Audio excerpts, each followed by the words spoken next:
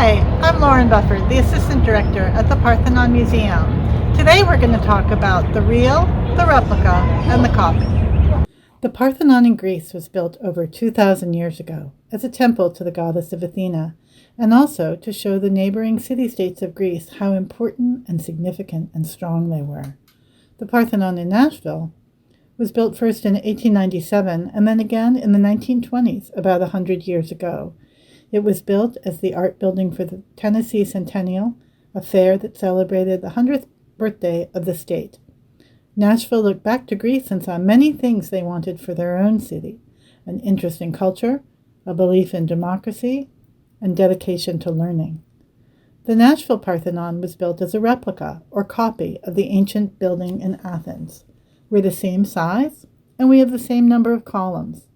Both buildings have sculpture on the outside that tells a mythological story, the birth of Athena on one side and the battle between Athena and Poseidon on the other. Something I hear quite often is, "I've been to the real one," meaning I've been to the Parthenon in Greece. Yes, our building is a replica or copy of another building that was built thousands of years ago, but the Nashville building is a real building, and it was built for a different purpose. Just because something is a replica doesn't mean it's a fake. In addition, this is the only place anywhere in the world, including Athens, where you can get the experience of being inside the Parthenon with existing walls and a roof. This is the only place in the world where you can experience that sense of the space, what it was like to be inside the building. The word real is easy to define, something that is genuine, something that actually exists. A copy is usually defined as a reproduction or an imitation, sometimes with a negative connotation. A replica is a little different. A replica is defined as an exact copy, and it has a positive implication, a copy that somebody has worked on to make accurate and precise. Plaster casts are a very important kind of copy. They have been used for hundreds of years for all kinds of purposes, from studying anatomy to learning about environmental pollutants. They're time-consuming and costly to make. Making a plaster cast calls for a lot of artistic ability. Because the artists and designers of the Nashville Parthenon wanted this building to be an exact replica, they looked carefully at all the sculptures that still existed from the ancient building. The problem was that some of the pieces were broken. Some statues were missing arms, legs, even heads. In worse cases, the whole body was missing. Luckily, there were written descriptions of what the sculptures originally looked like, and also what myths were told.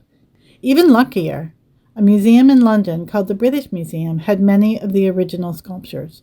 And so, the British Museum made plaster copies of these sculptures, which are called casts.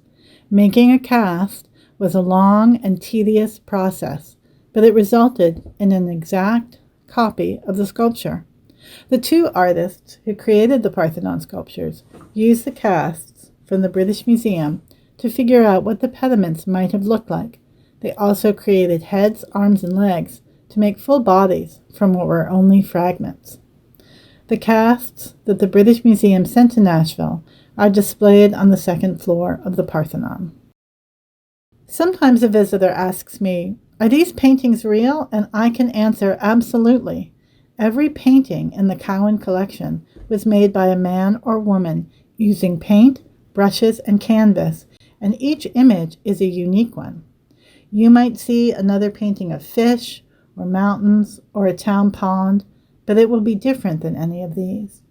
Artists make choices all the time about color, technique, brush stroke, subject matter.